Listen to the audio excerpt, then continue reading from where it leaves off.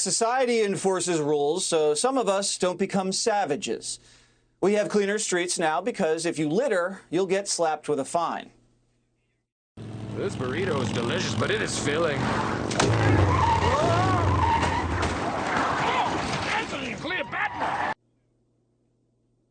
If you take a book out from the library, you have to bring it back. You think because you're a celebrity that somehow the law doesn't apply to you, that you're above the law? Certainly not. Well, let me tell you something funny, boy. You know that little stamp? The one that says New York Public Library? Well, that may not mean anything to you, but that means a lot to me. One whole hell of a lot. None of these rules would matter if there weren't any consequences. It's common sense. But the idea of if you can't do the time, don't do the crime is dead. Nobody does time anymore. Back in 2015, gangbanger Andrew Kachu gunned a man down during a robbery. The victim was held down onto the ground and shot twice in the back. Kachu was sentenced to 50 years in prison. But because it's California, he only served 6 and got out last fall. Fox obtained a jailhouse recording of a phone call between Kachu and his mom when they found out the soft-on-crime LA District Attorney was getting involved, George Gascon. Hi, Mom. Hey, you know who that was? Andrew, you know who that was?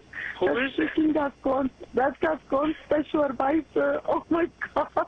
She's been studying your case, dude. She's been studying, and she's going to even, you know what she's, oh, my God. And she looked at me like, girl, I got you, you know? The way she told me was like, girl, we got this. By letting him out early, California is saying murder isn't that big of a deal. And that message is heard loud and clear in the underworld.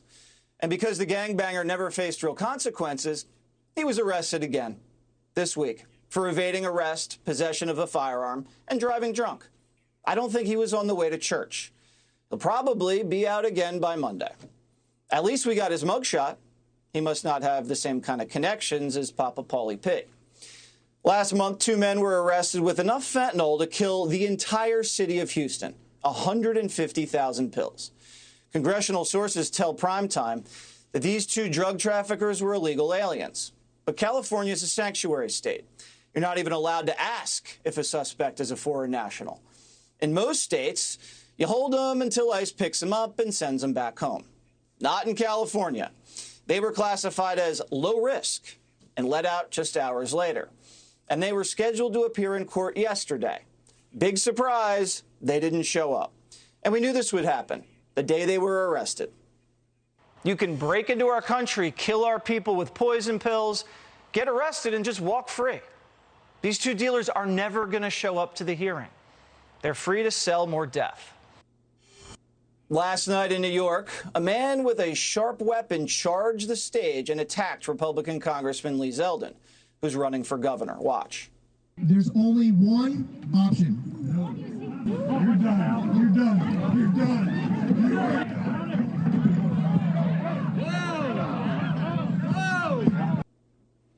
The attacker was taken down by a group of bystanders and started screaming like a lunatic. Back up! Back up! Everybody back up! Back up!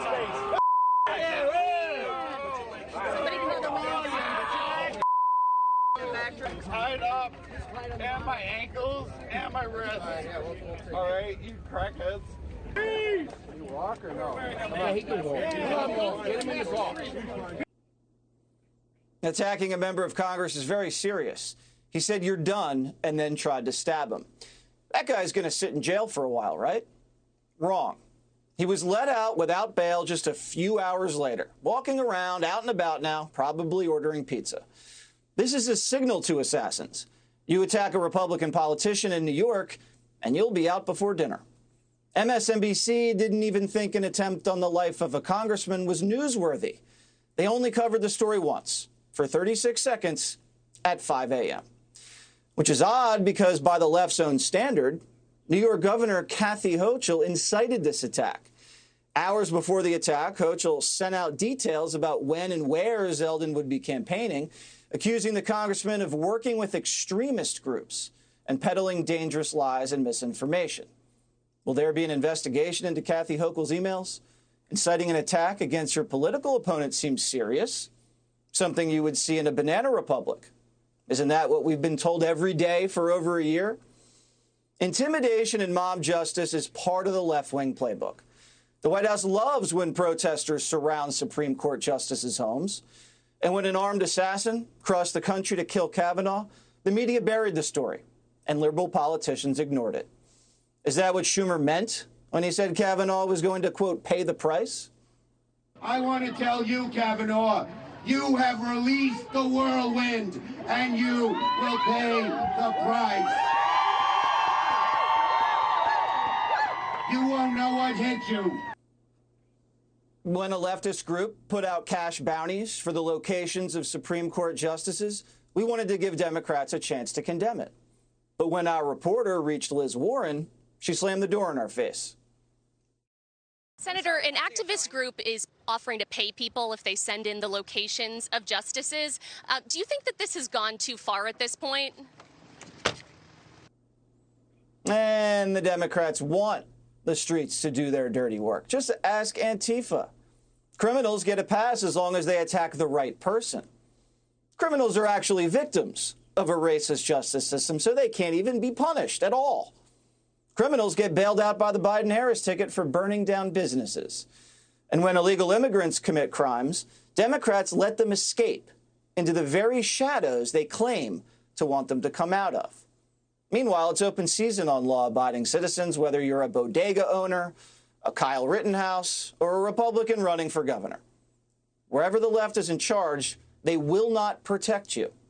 The Democrats are accessories to these crimes, and that's by design.